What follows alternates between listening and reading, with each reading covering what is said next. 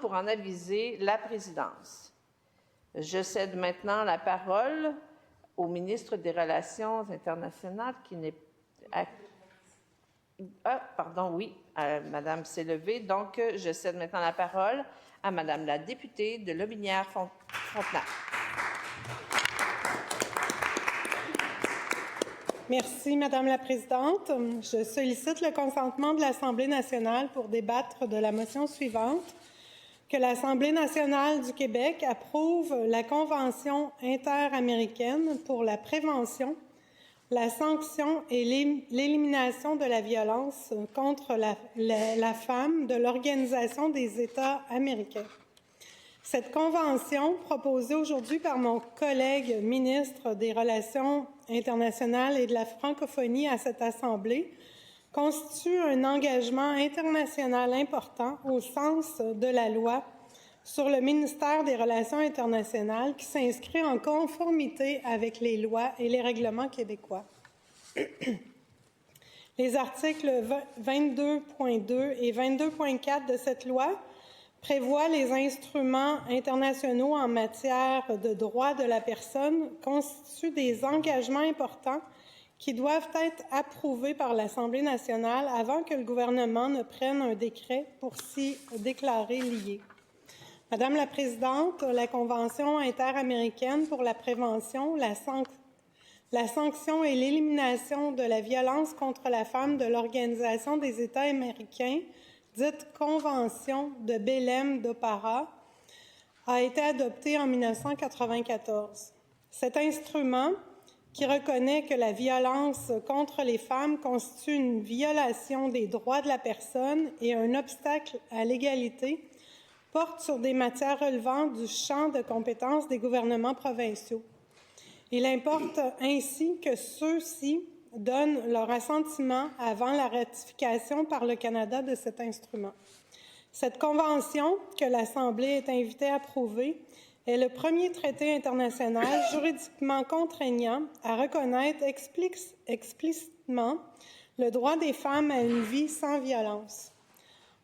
Entre autres obligations en découlant, notons celle d'adopter une politique visant à prévenir, à sanctionner et à éliminer la violence contre les femmes, qui prévoit notamment l'instauration de procédures juridiques et l'établissement de mécanismes judiciaires et administratifs nécessaires pour y parvenir. Les États parties à cette convention doivent par ailleurs se doter de mesures spécifiques qui visent à encourager la connaissance, l'enseignement et le respect des droits des femmes. Enfin, dans le cadre de l'élaboration des différentes mesures prescrites par la Convention, les gouvernements ont également l'obligation de prendre en compte les femmes les plus vulnérables. Il est utile de préciser, Madame la Présidente, que cet instrument international prévoit en outre un processus de surveillance qui permettra dorénavant à des particuliers ou à des groupes de particuliers de déposer une plainte à la Commission interaméricaine des droits de l'homme lorsque tous les recours internes disponibles auront été épuisés. Il nous apparaît fondamental qu'un mécanisme tel que celui contenu dans cette convention soit en place, car il permet notamment aux femmes et aux filles d'à travers le monde d'avoir recours à des instances internationales pour améliorer leurs conditions. En ce qui a trait au Québec, s'il se déclare lié à cet instrument, il s'engagera à collaborer de bonne foi avec la Commission en cas de plainte.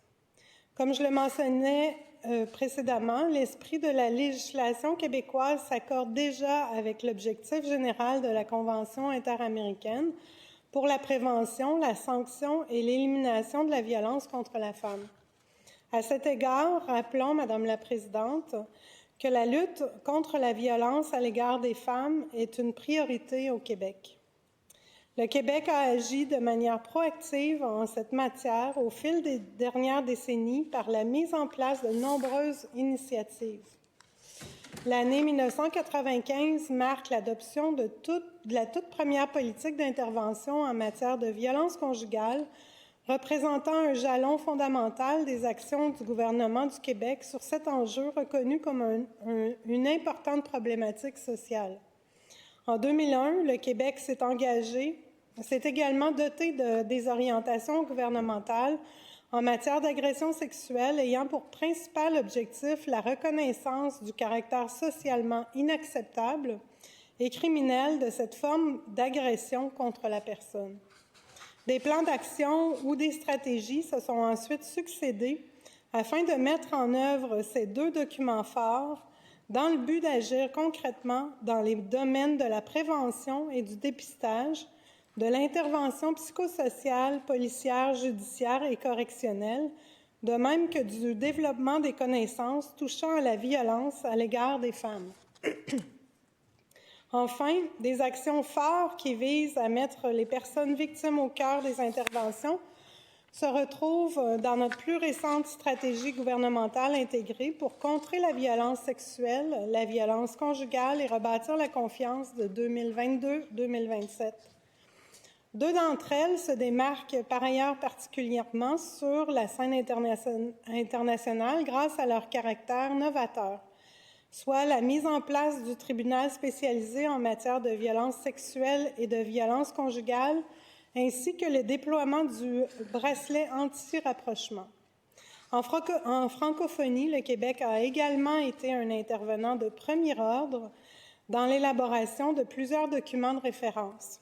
C'est notamment à l'initiative du Québec que le principe de la tolérance zéro a été intégré dans le plan d'action francophone sur les violences faites aux femmes et aux filles, adopté en mars 2013. De plus, le Québec a participé à l'élaboration et à la mise en œuvre de la stratégie de la francophonie pour la promotion de l'égalité entre les femmes et les hommes, des droits et de l'autonomisation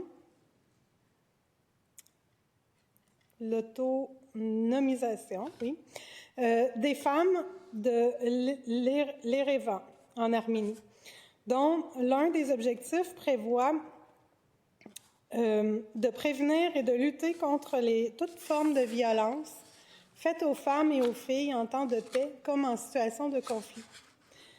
Des défis demeurent, mais ces avancées importantes sont le reflet de l'engagement du Québec pour la promotion et la protection des droits de la personne.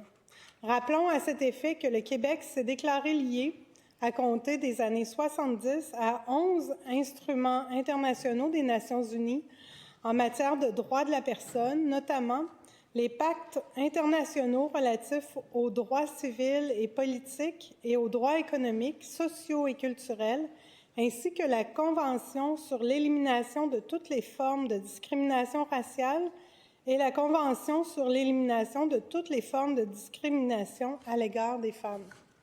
L'adhésion à cette convention de Belém-do viendra bonifier et compléter les engagements internationaux du Québec pour la protection des droits des femmes. Madame la Présidente, en 2025, nous célébrons le 30e anniversaire de la Déclaration et du programme d'action de Beijing adopté lors de la 4e conférence mondiale pour les femmes des Nations unies.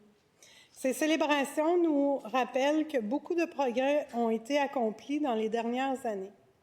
30 ans après la déclaration de Beijing, les Nations unies rapportent que 90% des États ont signalé avoir adopté des lois relatives à la violence à l'égard des femmes et des filles ou durci leur législation. Sa mise en œuvre et son application à cet égard. Ce sont 79% des États qui rapportent avoir mis en place des plans d'action nationaux pour mettre un terme à la violence, mis à jour ou élargi ceux qui existaient déjà. Toutefois, plusieurs défis persistent dans la protection des droits des femmes et des filles. Le taux de violence à leur égard reste préoccupant à l'échelle mondiale. Le Québec n'est pas épargné et n'est pas à l'abri des atteintes aux efforts qu'il a déployés à travers le temps. Je propose ainsi que l'Assemblée nationale du Québec approuve cet instrument international. Appuyer sa ratification et s'y déclarer lié témoigne de l'importance qu'accorde le Québec à ces enjeux. Merci, Madame la Présidente.